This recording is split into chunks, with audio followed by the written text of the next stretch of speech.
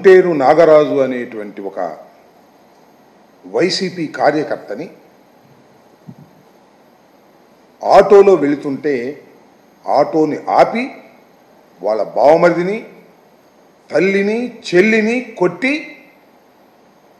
దారుణంగా ఈడ్చుకు వెళ్ళి స్కార్పియోలో ఎత్తుకుపోయారు. ఇది జరిగింది ఎక్కడో కాదు, ఆంధ్రప్రదేశ్లో వినుకొండలో వెల్లటూరు రోడ్డులో జరిగినటువంటి సంఘటన. ఎంత దురదృష్టకరమైన సంఘటనలు జరుగుతున్నాయో నేను ప్రత్యేకంగా చెప్పాల్సిన అవసరం లేదు. ఈ కూటమి ప్రభుత్వం వచ్చిన దగ్గర నుంచి కూడా అతి దారుణంగా లా అండ్ ఆర్డర్ ఫెయిల్ అవ్వటమే కాకుండా నడి రోడ్డు మీద హత్యలు జరుగుతూ ఉన్నాయి, నడి రోడ్డు మీద కిడ్నాపులు జరుగుతూ ఉన్నాయి. ఈ ఒంటేరు వీరయ్య అనే అతను వాస్తవానికి మాచర్ల నియోజకవర్గానికి చెందినటువంటి వ్యక్తి. పిన్నెల రామకృష్ణారెడ్డి గారి మీద మొన్న పెట్టినటువంటి కేసులో is also an accused. Bail మీద బయట ఉన్నాడు. భయపడి వినుకొండ వచ్చి వాళ్ళ బావమరిది దగ్గర తలదాచుకుంటూ కూరగాయల వ్యాపారం చేసుకుంటున్నాడు. ఆటోలో కూరగాయలు తీసుకొని వెల్లటూరు రోడ్లో వేరే చోటకు వెళుతున్నటువంటి సందర్భంలో తెలుగుదేశానికి చెందినటువంటి వ్యక్తులు రౌడీలు దారుణంగా వచ్చి ఆటో ఆపి వాళ్ళ బావమరిదిని కొట్టి నరికి తల్లి చెల్లెలను పక్కకు నెట్టి ఇతన్ని తీసుకొని కిడ్నాప్ చేసుకొని వెళ్ళిపోవటం అనేదాన్ని మనం చూస్తే ఇవాళ రాష్ట్రంలో ఏం జరుగుతుందన్న, రాష్ట్రంలో అసలు లా అండ్ ఆర్డర్ ఉందా? హోమ్ డిపార్ట్మెంట్ పనిచేస్తుందా?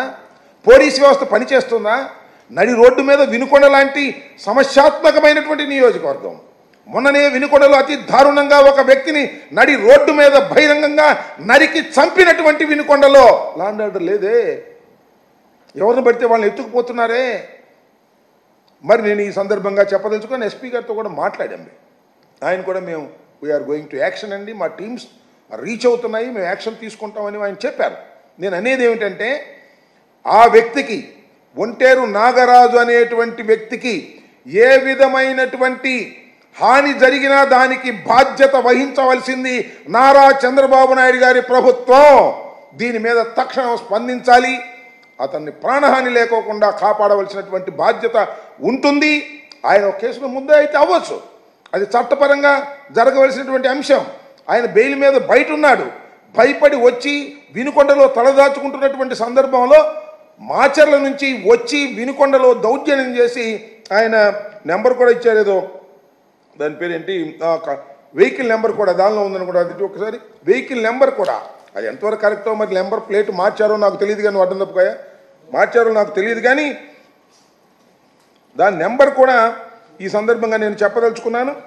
AP 37 CU 9252 కారులో నాగరాజు కిడ్నాప్ చేసి తీసుకువెళ్ళారు.